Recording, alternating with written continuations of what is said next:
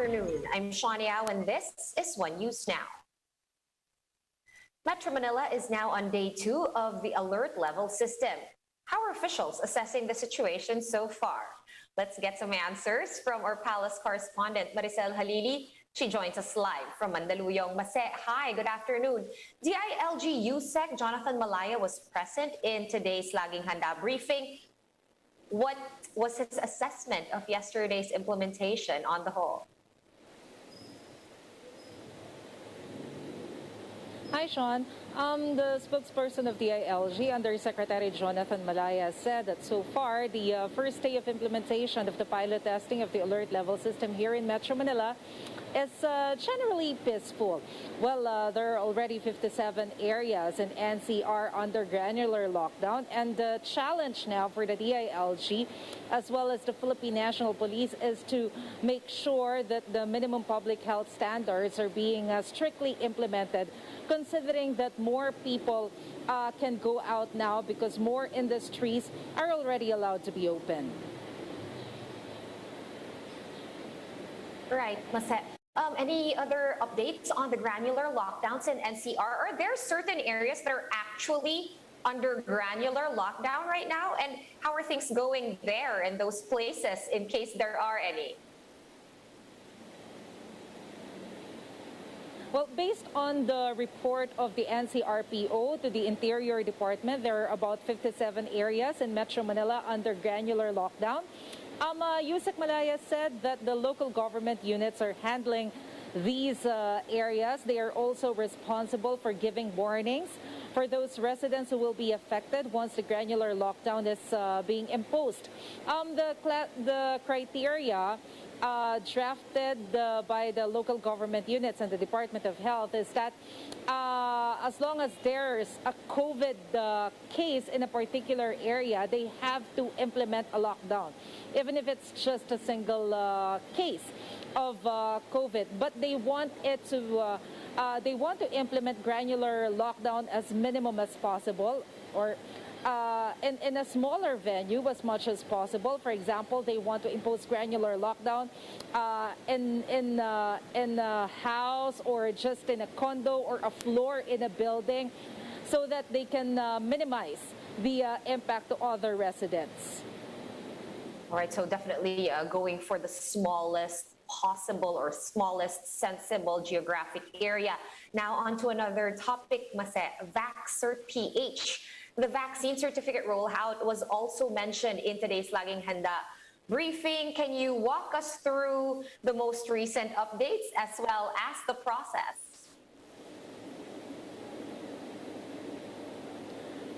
There was already a soft launch of VaxCert PH a few weeks ago. The DICT has already mentioned that the priority now for the VaxCert PH are the Filipino workers who are going abroad.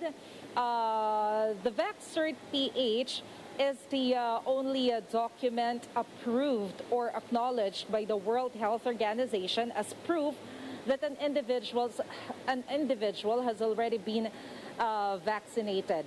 Having said this, the OFW still have to coordinate with the Bureau of Quarantine, because aside from VaxCert PH, there might be a chance, or there is still a possibility that they still need to get yellow card, because there are some countries that are requiring yellow card as well as VaxCert PH. For example, the countries in Africa, because the yellow card is a proof that they already are vaccinated against yellow fever.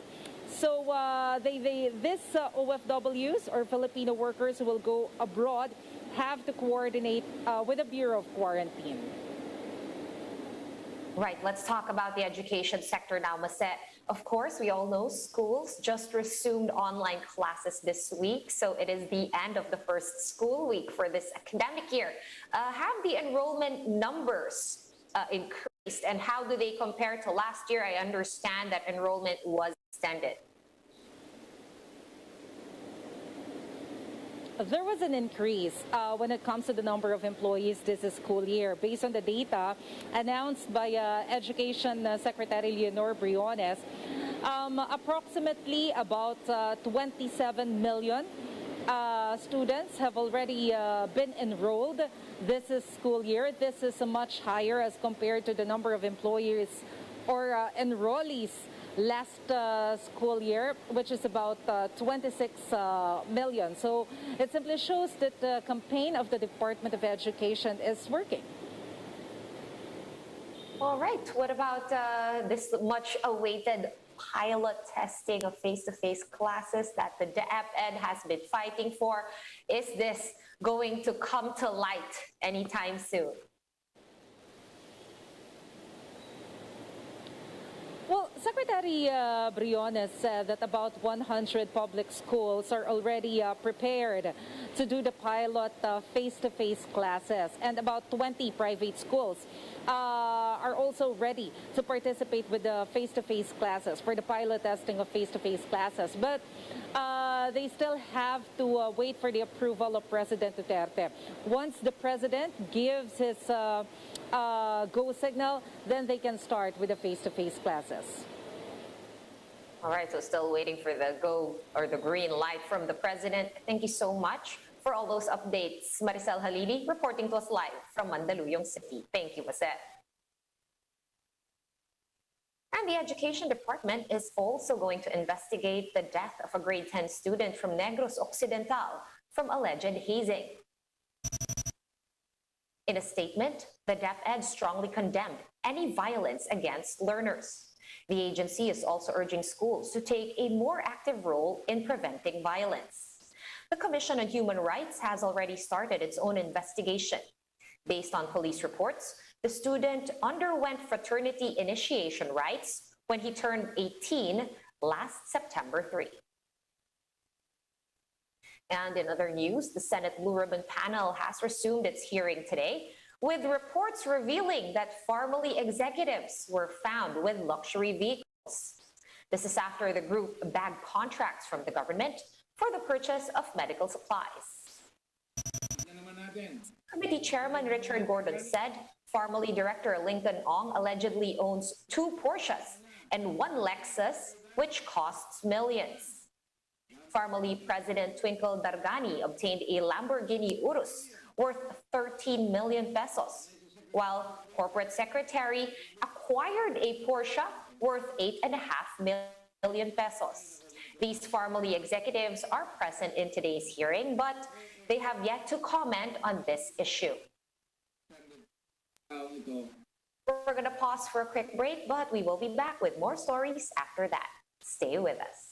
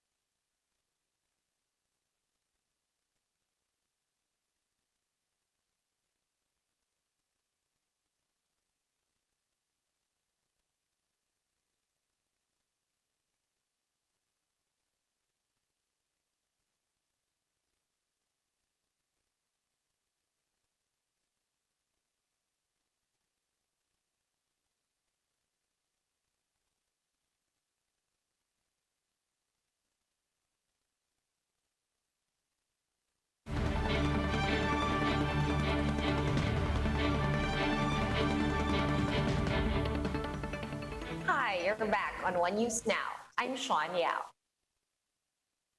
The UP COVID-19 pandemic response team is anticipating a peak in new COVID-19 infections by the end of the month.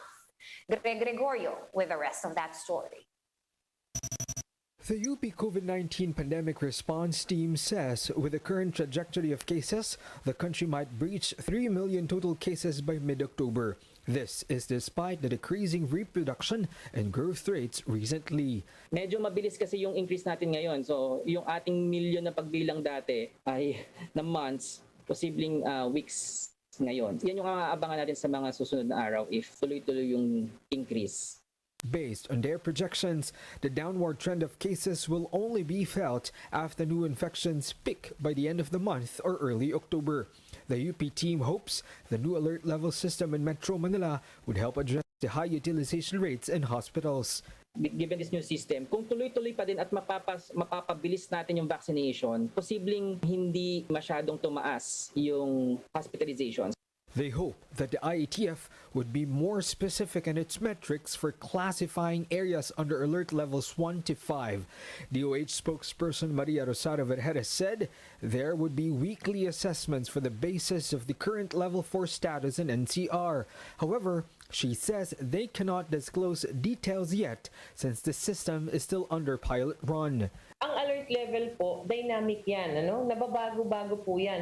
As for the projections, DOH said daily new cases in Metro Manila might reach heights of up to 43,000 infections by the end of the month.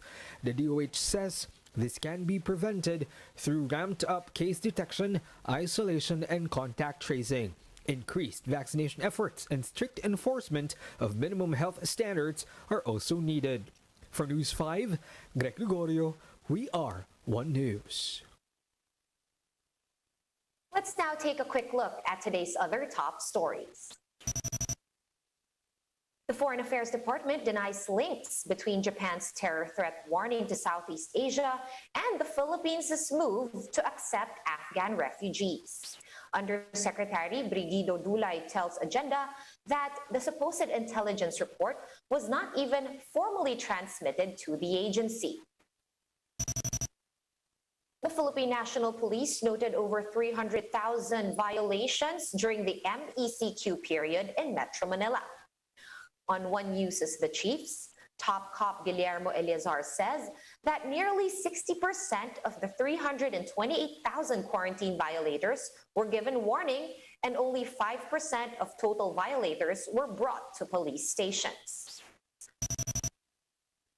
And over 600,000 AstraZeneca doses procured by the private sector have arrived at the NAIA this morning. The Philippines is also expecting some 190,000 Sputnik V doses this weekend. For more updates, visit News 5, The Philippine Star, and Business World online. Visit our website, onenews.ph, for more in-depth analysis. You can also catch One News on the Signal Play app. Register for a free account at www.signalplay.com and stream One News live anytime, anywhere. Masks on, wash hands, and stay safe, Philippines. I'm Sean Yao. We are One News.